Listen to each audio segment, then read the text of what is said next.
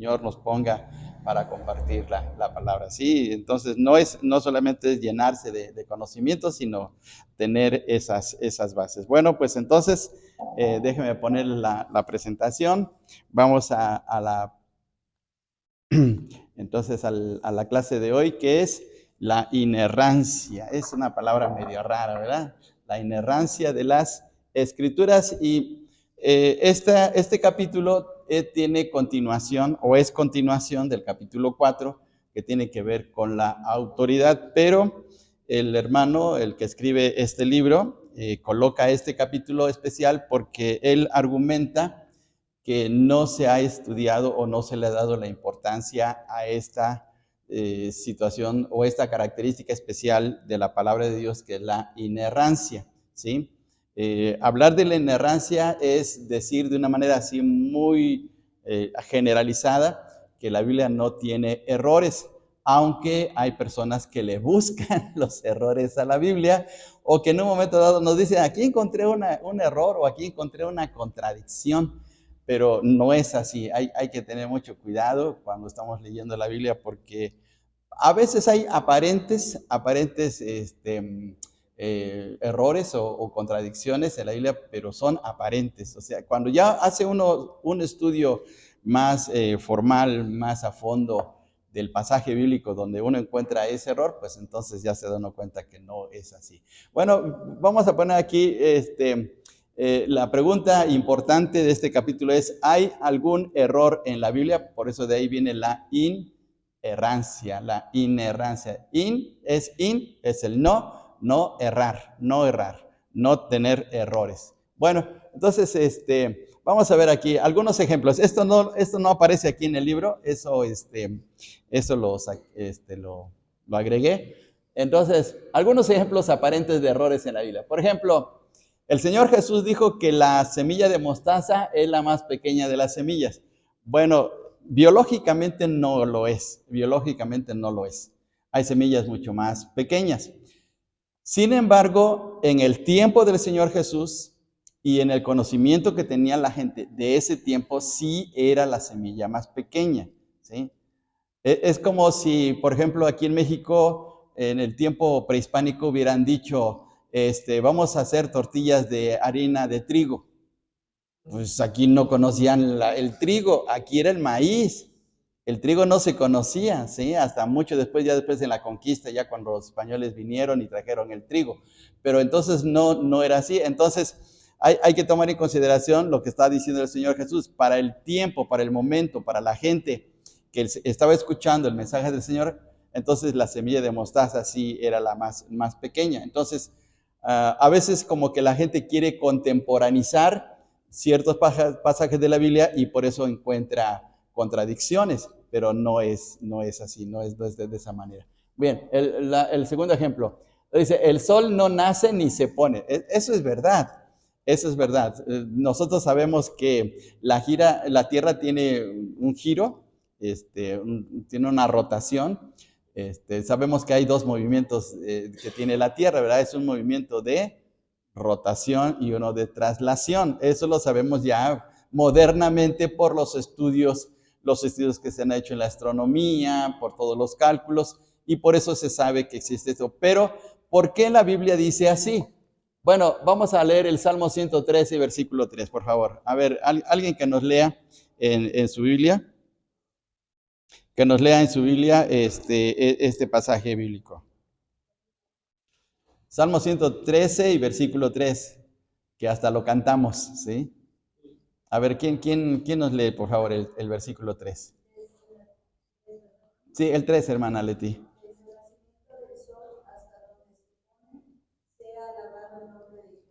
Muy bien, desde donde nace el sol hasta donde se pone.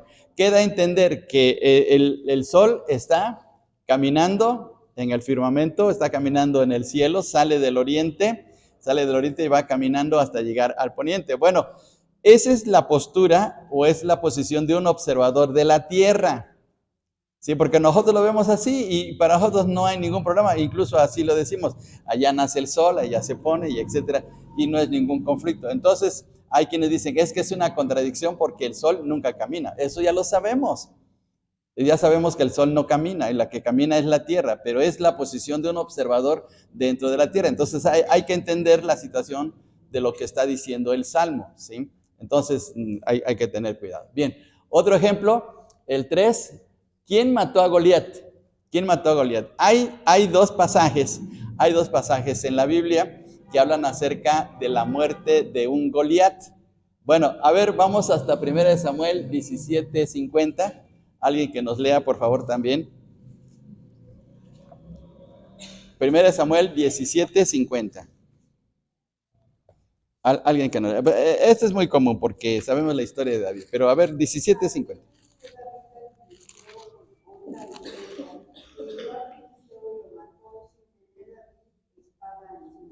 Muy bien. Entonces, ¿de quién está hablando? De David. David mató a Goliat. Bueno, pero ahora vamos a pasarnos hasta 2 Samuel 21:19. 2 Samuel 21:19.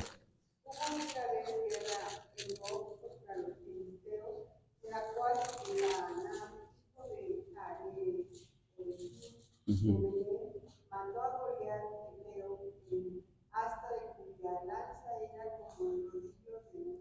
Muy bien. Entonces, ¿quién mató a Goliat? ¿Era David o era el Anán? ¿Quién lo mató? A ver, ¿ustedes qué pueden pensar acerca de esto? ¿Qué pueden decir? Acá dice que mataron a Goliat, pero ¿quién de los dos? Hay una contradicción entre 1 Samuel 17 y 2 Samuel 21. Bueno, si nos damos cuenta, en primer lugar, hay un cambio de tiempo. Hay un cambio de tiempo, porque David estaba en el campo de batalla con Israel y contra los filisteos, pero en un tiempo muy diferente a lo que está ocurriendo aquí. Porque aquí en este pasaje ya David ya era rey y ya tenía unos valientes que le apoyaban pues en sus guerras. Y entonces es aquí donde surge el Anán. Entonces es una cuestión de diferencia de tiempo, porque no es la misma época. Fíjense bien en el versículo 15 del capítulo 21 de 2 de Samuel. Dice, volvieron los filisteos a hacer la guerra a Israel y descendió David y sus siervos con él y pelearon con los filisteos y David se cansó. Aquí ya es muy diferente porque el David de aquí ya es un David grande, ya es un David ya de edad madura. ¿Y cómo era el David de Goliat en el 1 Samuel? Era un joven. Entonces, son dos tiempos completamente diferentes. Y si son dos tiempos diferentes, entonces, ¿cómo son los Goliat? También son diferentes. Entonces, en la Biblia no hay ningún problema que una persona o dos personas puedan tener el mismo nombre. Por ejemplo, hay dos Juanes, hay dos Santiagos, hay tres Marías, etc. Entonces, eso no hay ni... sí, ¿verdad? Es eso. Entonces, no hay ningún problema en esa situación. Entonces, ¿por qué se dice que hay una contradicción? Porque no se lee el contexto, ¿sí? Cuando no se lee el contexto de los pasajes, entonces por eso dicen, es que aquí dice que el Anán mató a Goliat y luego en 1 Samuel David mató a Goliat. Entonces hay una contradicción. La Biblia tiene errores. No es que tenga errores, o sea, hay que analizar el pasaje bíblico. Bien, y entonces de eso se trata la inerrancia. La inerrancia es ver que la Biblia realmente no tiene errores y cuando en un momento dado aparece cierto error, como lo que estamos viendo en estos ejemplos, es por el hecho de que hay una mala interpretación o no estamos estudiando correctamente el pasaje. Entonces hay que tener cuidado. Creo que no recuerdo que si en la versión antigua o en las primeras versiones españolas decía que, porque eso ya no aparece en la versión 60 ni en la versión 1909, pero se decía que Jonás fue tragado por una ballena. ¿Se acuerdan que esa era la historia que a veces se decía? Y entonces la gente decía, bueno, una ballena no puede tragarse a una persona, porque una ballena, aunque tiene una boca muy grande, pero tiene unos filamentos en la boca que no permite que se trague algo grande. Incluso la ballena come del plancton. La ballena cuando se alimenta abre la boca y tiene, hagan de cuenta como una red de filamentos, entra el agua y todo el plancton es el alimento de la ballena, que es minúsculo, entra por el agua y de eso es de lo que se alimenta la ballena. Entonces, más bien fue un cachalote o fue un pez grande, pero pues en ese tiempo la traducción se puso en ese sentido, porque era un pez grande. Pero no quiere decir que haya una contradicción, ¿sí? Entonces hay que tener cuidado cuando leemos ciertos pasajes, que la gente a veces dice que ve errores o ve contradicciones, pero no es así. Luego aparece, por ejemplo, los evangelios, que por ejemplo el Señor sana a un leproso y luego aparece 10 leprosos. Dicen, a ver, ¿cuántos fueron? ¿O son 10 o es uno? Bueno, no es que sea una contradicción, sino el escritor del evangelio lo está viendo con un enfoque diferente, ¿sí? Es como un periodista. Un periodista puede ver un accidente y puede escribir desde su punto de vista, y otro periodista puede verlo desde otro ángulo, ¿sí? Entonces no es que haya contradicción, por eso es que siempre hay que estudiar cuidadosamente la palabra de Dios. Entonces los aparentes errores o contradicciones de la Biblia se pueden arreglar o se pueden resolver cuando uno ve el contexto, cuando uno analiza bien el pasaje bíblico, pero no hay errores. Entonces de eso se trata el capítulo de hoy, que se llama la inerrancia de la Biblia, ¿sí? Entonces hay que tener cuidado en ese aspecto. Bien, bueno, entonces vamos a ver aquí, en su libro, empieza con una explicación y base bíblica. Dice el escritor de este libro, dice, por consiguiente se afirmó que todas las palabras de la Biblia son completamente verdaderas y sin error en ninguna parte. Entonces de eso trata la doctrina de la inerrancia, que la Biblia no tiene errores, de tal manera que es confiable poder leer la palabra de Dios, cosa muy extraordinaria porque en otros libros religiosos sí hay contradicciones, sí hay errores, sí a veces no se pueden encontrar los datos fieles o datos correctos de lo que está narrando, porque no es así. Y uno de los ejemplos clásicos que ya se ha estado mencionando, pues es el famoso libro del Mormón, porque en el libro del Mormón se dice que los mormones dicen que es la palabra de Dios para el continente americano, pero los datos históricos y los datos arqueológicos de ese libro no se encuentran en ninguna parte de nuestro continente, no hablan nada acerca de eso. En el libro del Mormón se mencionan diferentes tribus, diferentes pueblos,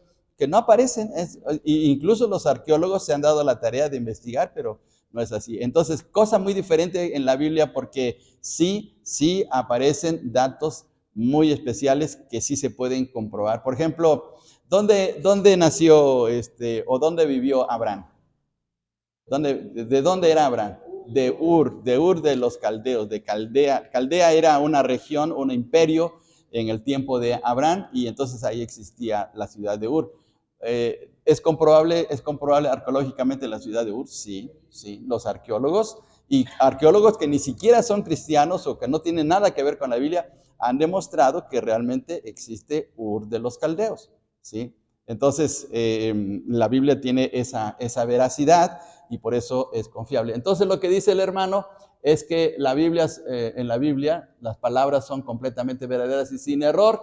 Dice, las palabras de Dios son de hecho la suprema norma de verdad, la suprema norma de verdad.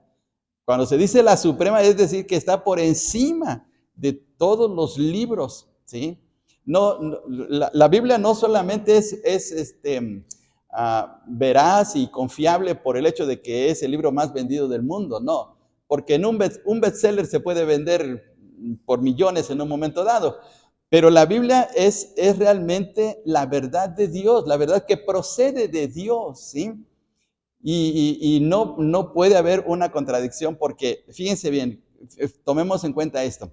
Si en un momento dado Dios se equivocara en su enseñanza, ¿cómo dejaría el carácter de Dios? ¿Cómo dejaría el carácter de Dios? Lo dejaría en una posición muy delicada, porque entonces, ¿Dios tiene errores? ¿O Dios comete errores? No, Dios no comete errores, porque si Dios cometiera un error, y sobre todo un error de enseñanza, un error doctrinal, entonces pondría en evidencia la fidelidad de su enseñanza. Entonces, fíjense bien qué cosa tan delicada es eso, porque entonces la perfección de Dios se vendría abajo, y eso no puede ser, no puede ser posible. Dios es perfecto, infinitamente perfecto. En todo sentido, es perfecto en su justicia, es perfecto en su verdad, es perfecto en su fidelidad, y etcétera, etcétera. Entonces, decir que la Biblia tiene errores o que la Biblia ha cometido equivocaciones pondría en evidencia el carácter de Dios. Entonces, eso es muy delicado. Bien, ¿alguna pregunta hasta aquí? Adelante. Sí.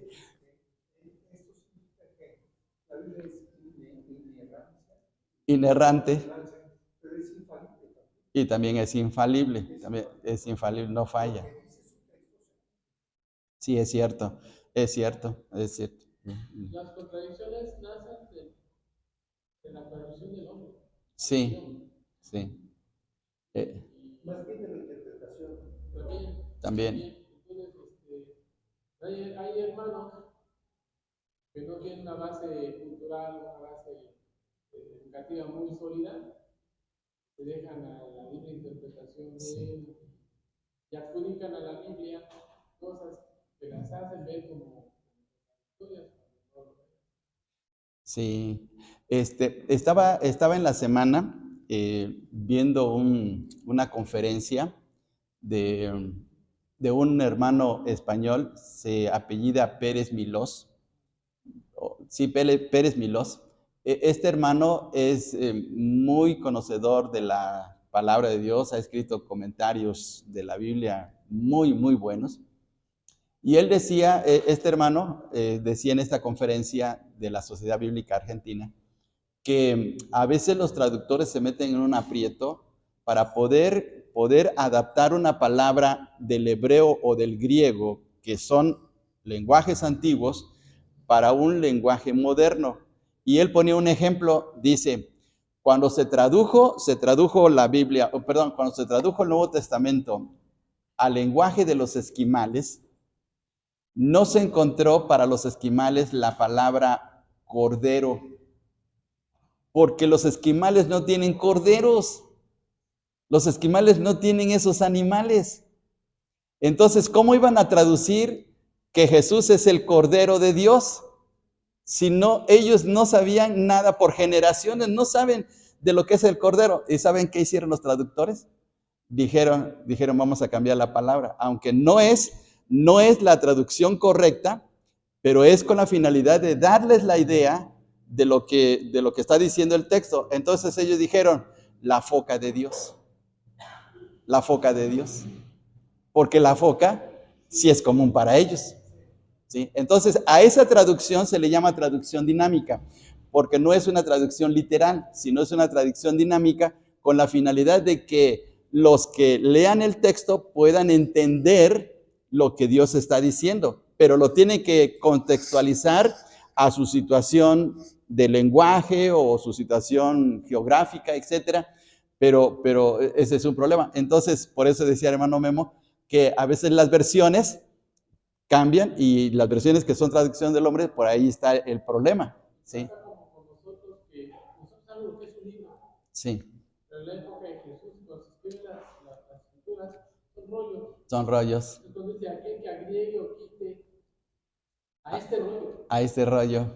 ¿No? Como dice, a este libro, generalizamos a todo lo que nosotros ya tenemos aquí. Eso es lo que a veces es peligroso cuando sí. hacemos la teología. Sí. Porque ataca las concepciones que nosotros tenemos. Sí, es cierto. Entonces, sí, adelante, hermano. Mire, los testigos de Jehová son muy proclives a ir a la etimología de la palabra. Sí. Sí, a cómo fue formada, etcétera, y todo ello. Pero eso les sirve a ellos para adecuar su enseñanza. Sí. A lo que ellos quieren. Yo creo que eso no es correcto, porque eso es una interpretación de hombre. Sí, claro. Y tiene usted toda la razón. Hay un texto que dice en Pedro que el Señor fue colocado en un madero. Y ellos traducen que esa palabra madero tiene que ver con Jesús. No fue crucificado, sino que fue colocado así.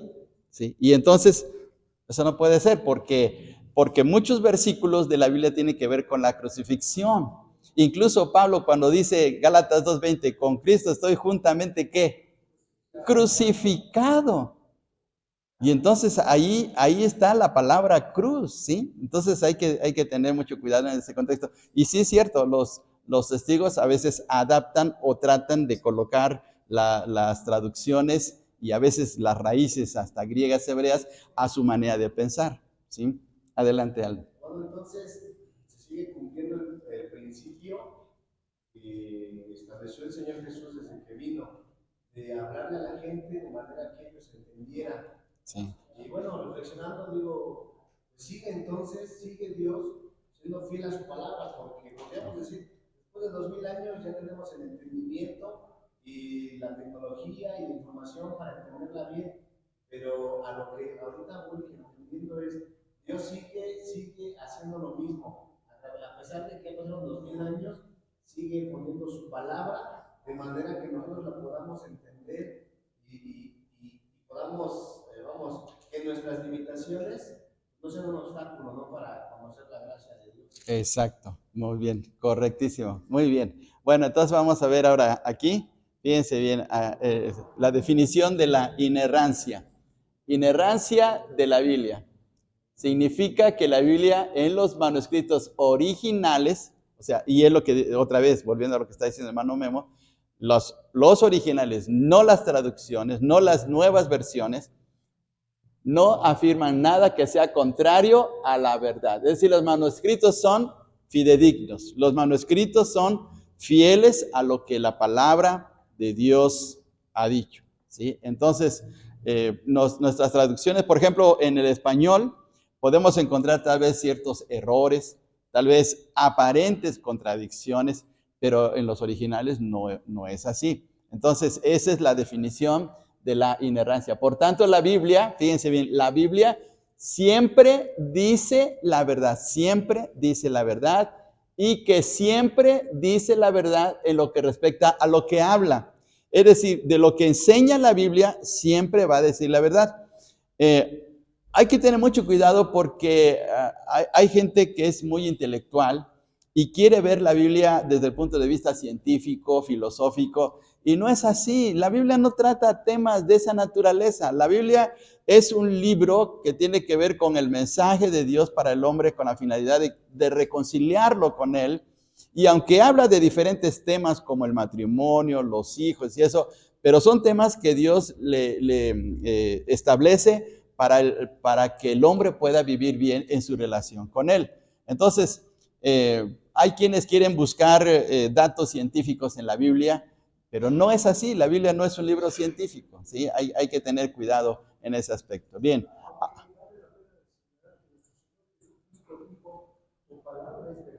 Tu palabra es verdad. Exacto.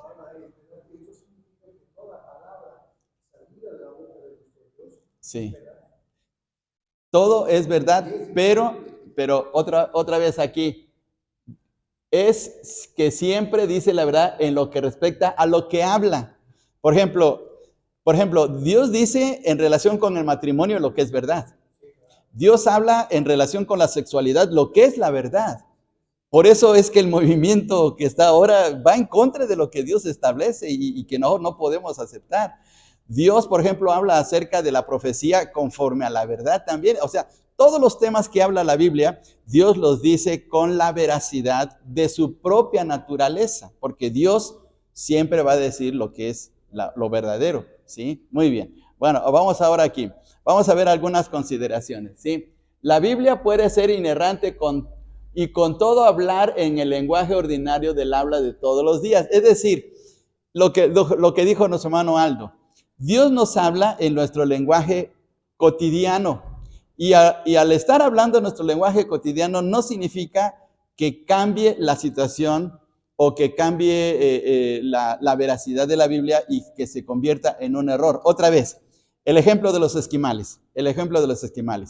Supongamos que un día nosotros vamos a una iglesia cristiana de esquimales y que ellos estén leyendo el famoso pasaje de Juan que le dice al Señor, he aquí el Cordero de Dios que quita el pecado del mundo. Pero nosotros en la iglesia de los esquimales escuchamos, he aquí la foca de Dios que quita el pecado del mundo.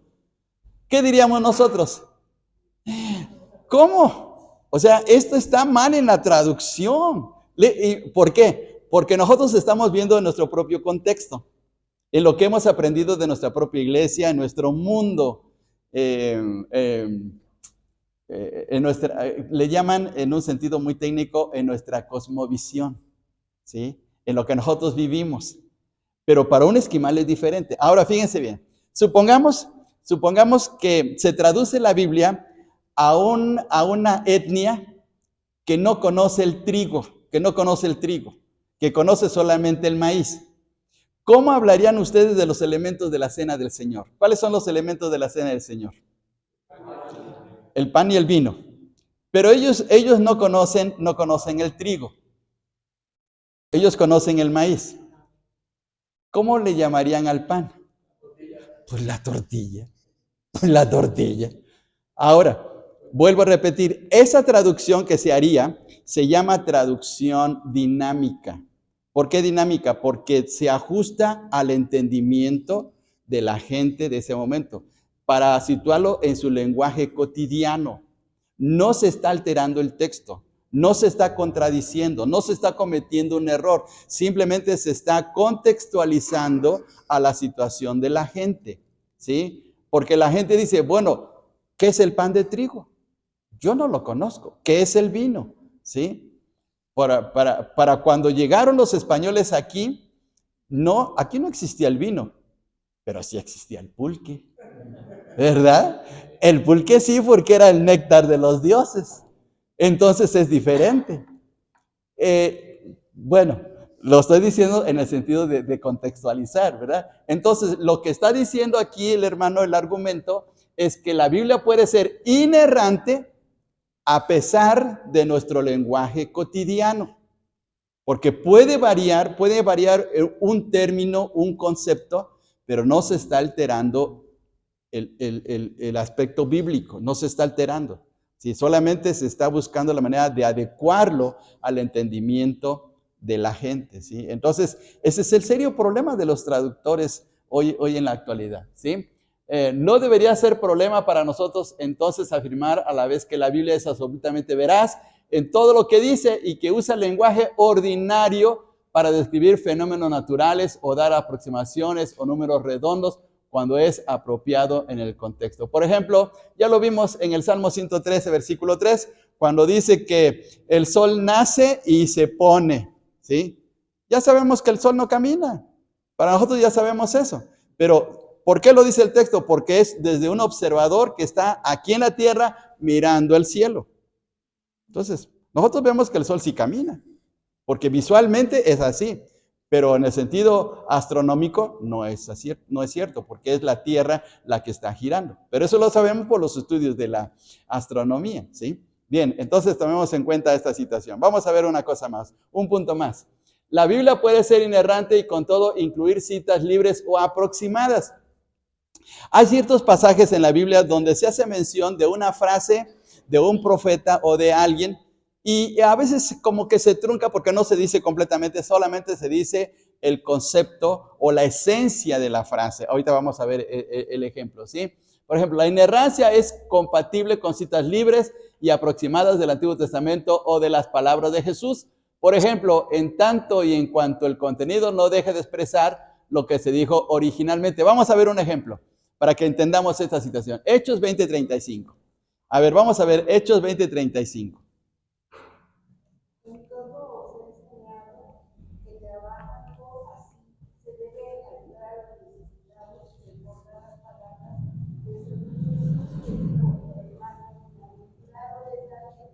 Muy bien. Díganme ustedes en qué evangelio y en qué cita bíblica de los evangelios aparece esta frase de Jesús. La frase que dice, lo que dice el Señor Jesús, más bienaventurado es dar que recibir. Esas palabras las está diciendo el apóstol Pablo. ¿Sí? ¿En el Sermón del Monte? No. No aparecen. En los 4 evangelios, en Mateo, Marcos y Lucas y Juan, no aparece la frase de Jesús, más bienaventurado es dar que recibir. Sin embargo, le está diciendo el apóstol Pablo. Fíjense bien, ¿quién está hablando? Es el apóstol Pablo que le está diciendo a los ancianos de Éfeso cuando ya se está despidiendo. El apóstol Pablo está citando una frase que dijo el Señor Jesús que no escribieron los evangelistas, los que escribieron los evangelios. Ahora, ¿eso quiere decir que hay una contradicción? ¿Eso quiere decir que esas palabras no deberían de estar ahí en el Nuevo Testamento? No, porque Pablo está refiriéndose a algo que dijo el Señor, pero que no colocaron ni Juan, ni Lucas, ni Marcos, ni Mateo. Pero es fiel, porque los hermanos aceptaron perfectamente esas palabras, porque sabían que el Señor lo había dicho, ¿sí? Bien, vamos a otra cita bíblica. Vamos aquí a Judas 14. Judas 14. Ah.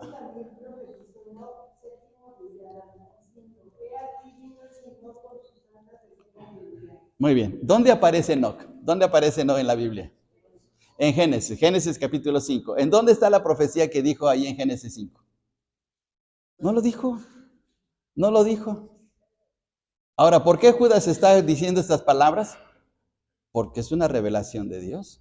Porque, ¿quién inspiró la Biblia? A ver, de las 3 personas de la Trinidad, ¿quién inspiró la Biblia? El Espíritu Santo. ¿Quién le puso las palabras de Judas en el corazón y en la mente de Judas, el escritor? Pues el Espíritu Santo, ¿sí? Entonces, aunque no aparecen esas palabras de Judas en la Biblia, eso no quiere decir que no haya dicho eso, porque el mismo Espíritu Santo ha colocado esas palabras aquí y es palabra de Dios. O sea, ahí está la veracidad, ahí, y no hay inerrancia, es decir, no hay error en ese aspecto.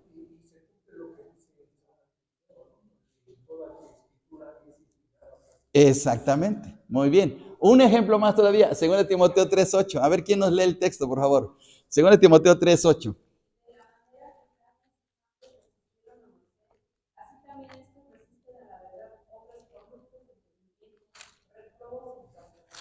Muy bien. ¿Cómo se llamaban los magos que lucharon con Moisés cuando Moisés estaba presentando al faraón para dejar salir a Israel? ¿Cómo se llamaban esos magos? Sí, pero en el libro de Éxodo. No aparecen. No aparecen. En el Antiguo Testamento no aparecen. ¿Pero por qué lo dice Pablo aquí? Fíjense bien. Y en ese sentido no hay contradicción, hermano Luis. A ver, adelante.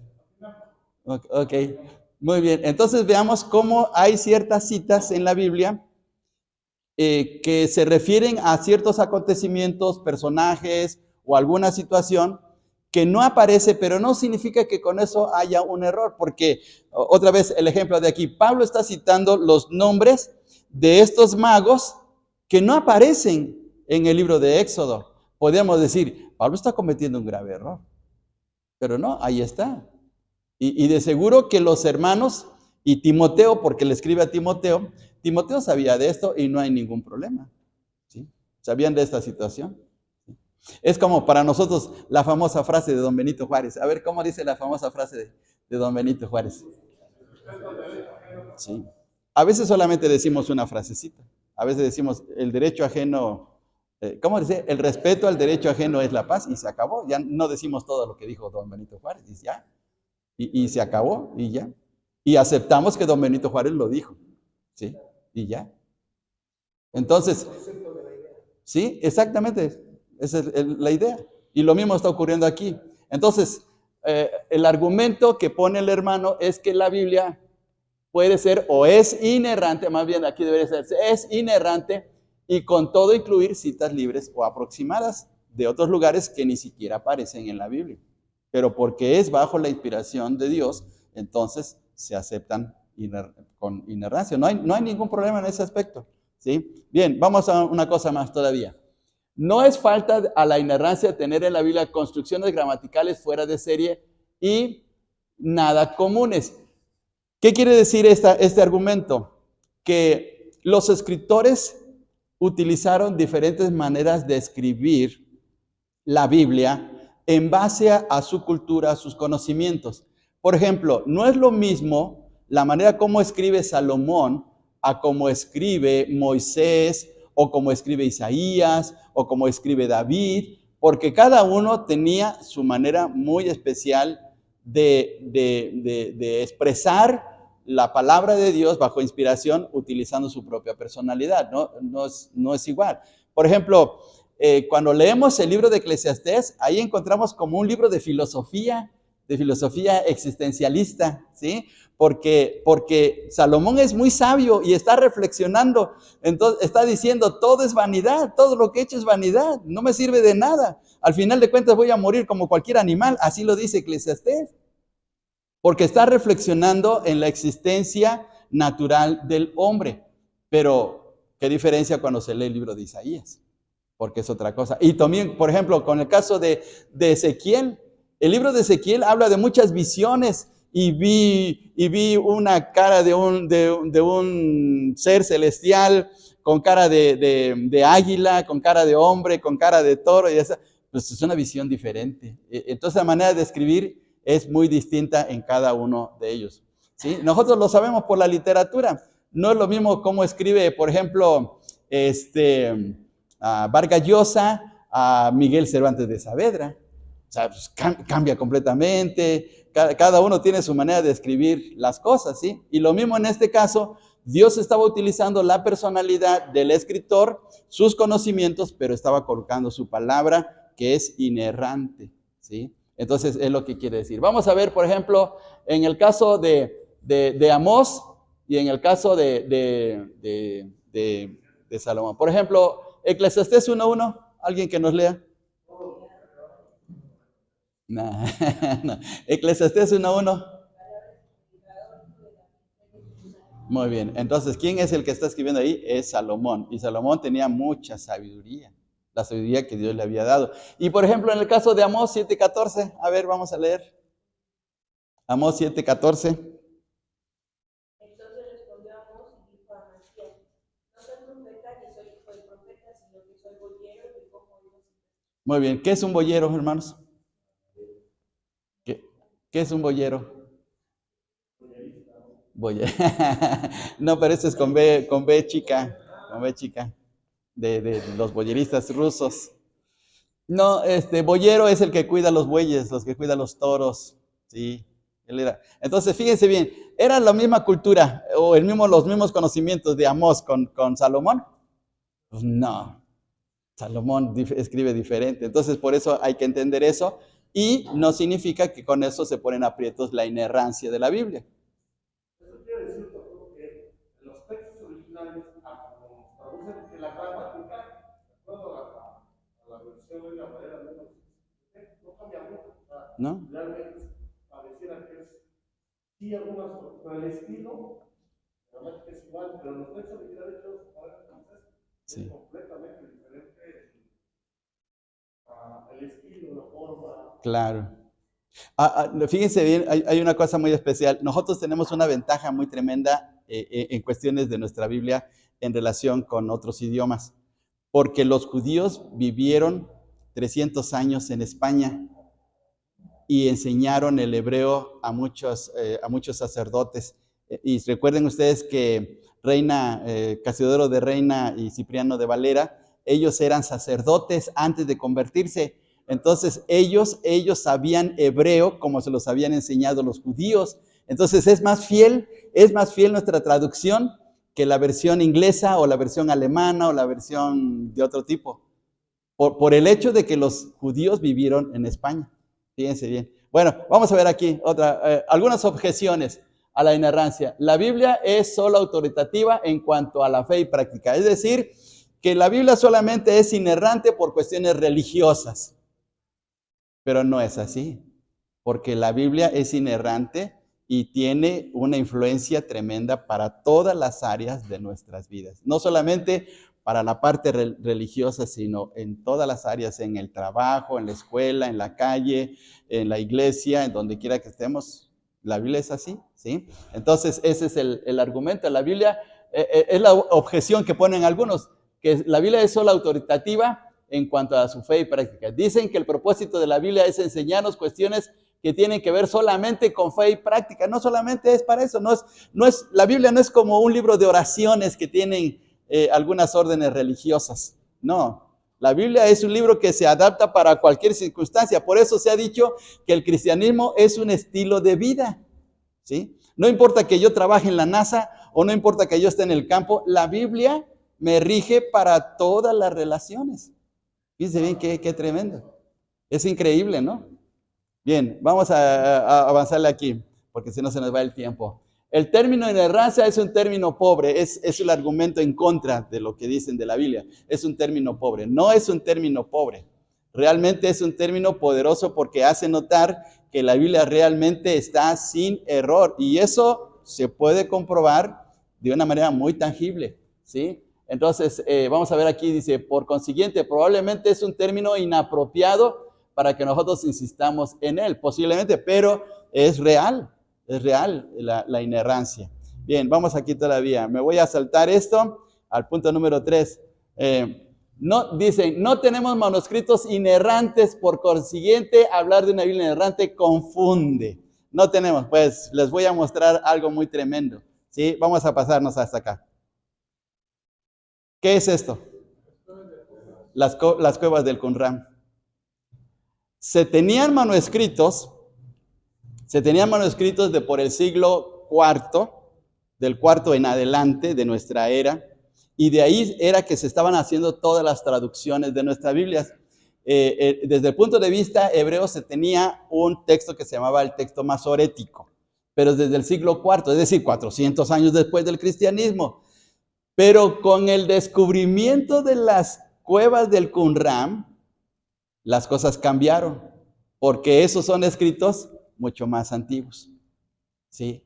Y entonces la comparación de los textos del Qumran, que casi está toda la Biblia ahí encontraron casi toda la Biblia, al compararlos con los textos que tenían de los manuscritos antiguos, es lo mismo.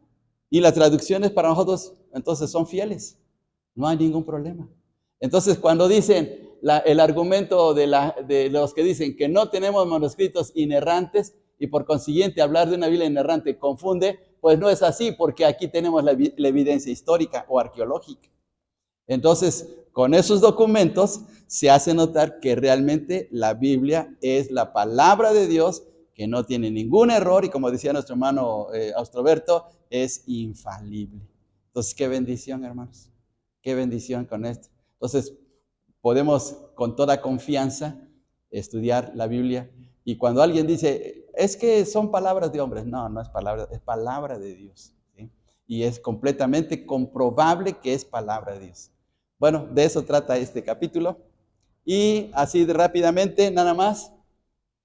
La inerrancia de la Biblia muestra que Dios es veraz, Él no puede mentir, que la palabra de Dios es completamente pura y confiable, que Dios es soberano en el control del lenguaje humano y que Dios utilizó la naturaleza humana para expresar su palabra sin error. Fíjense bien qué tremendo. De eso trata la inerrancia. Entonces, tenemos el libro más grandioso que nos podemos imaginar aquí en nuestras Biblias, ¿sí? Bien, dice Pedro, porque nunca la profecía fue traída por voluntad humana, sino que los santos hombres de Dios hablaron siendo inspirados por el Espíritu Santo. Fíjense bien qué tremendo. Bueno, entonces terminamos.